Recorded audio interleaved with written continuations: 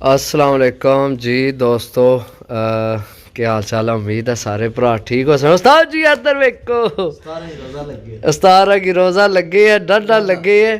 तो बाकी जनाब देखो आने दाने दाने तो लिखे है खाने खाने वाले का नाम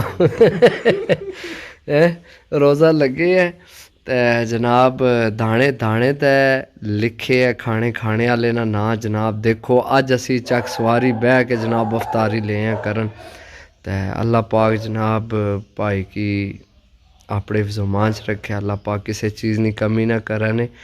ते असी वापस जाना सी क्योंकि तुहानू पता सफ़र है इत्थों ज़्यादा ही है, लेकिन भाई बहुत जोर मारिया फिर इत्थे जेह्ड़े उन्होंने भाई न छोटे उन्होंने भी सारें ते बहुत शुक्रिया जनाब है भाई तुहाडे वास्ते वीडियो है कि अल्लाह पाक तुहानू खुश रखे जनाब इतना कुछ साडे वास्ते करने वास्ते।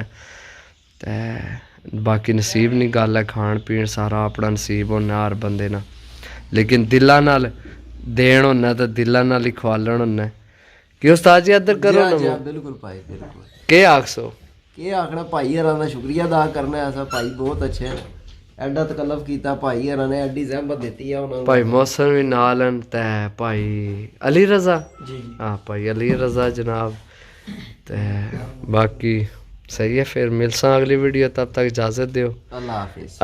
अगू केड़े शहर ही जाने अगू हुण कोई पता नहीं कितना नहीं सकता इसराइल जाना उत्थे बम मारन जाने। ओए